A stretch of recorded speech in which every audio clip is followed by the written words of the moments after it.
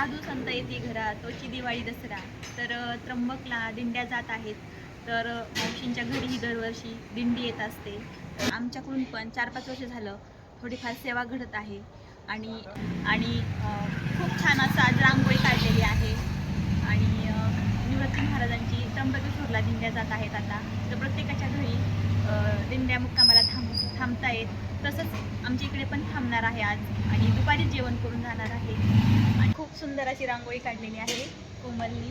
आणि तिकडे महाराज येणार आहेत, तर तिकडं आम्ही पूजा करणार आहे. तर खूप छान रांगोळी काढली. आम्ही दरवर्षी काढत असतो, पण आम्ही एवढी सुंदर नव्हतं काढत. आम्ही अशी फुलं काढून द्यायचो. चला तुम्हाला मी आता इकडं स्वयंपाक दाखवणार आहे. आणि आमच्या पोळ्या करून झाल्यात आणि ह्या दोघी ना इकडे गप्पा मारत आहेत. या त्याची भाजी चालू आहे. इथे ठेचा बनवलेला आहे. हा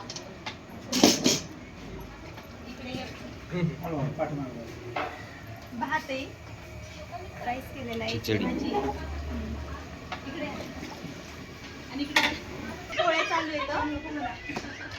इकडं पोळ्या चालू आहेत सगळ्यांच्या. आणि सगळ्या पोळ्या मीच बनवलेल्या आहेत. अगं मी बनवलंय ग, मोजून दाखवणार आहे मी किती लाटले. तर असं दिंडीचं नियोजन आहे, खूप छान केलेलं. तर आता 12 वाजेपर्यंत दिंडी येणार आहे. दिंडीचं स्वागत कसं होतंय काय, तर तुम्ही नक्की पहा. मी तर आल्या एकच चपाती लाटली आणि मला लगेच चहा आला. तुम्ही दोघी पोळ्या करा, मी चहा पित्या. ही बघा, ही माझी चपाती आहे बघा. ही गोल लाटली ना, कशी लाटली, कसं दिसतोय हे पा.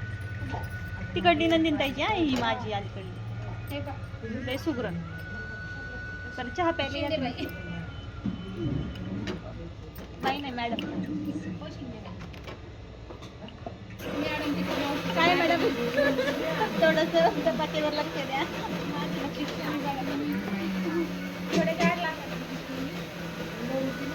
आल्या लगेच चहा. थोड्या वेळच्याने काय कॉफी, नाश्ता. हा नाश्ता येईल. नाही तर ह्याच्यात बुडवून खातो आम्ही चहा आणि पोळी. ब्लॉग बघितलं उठून नाही बघ.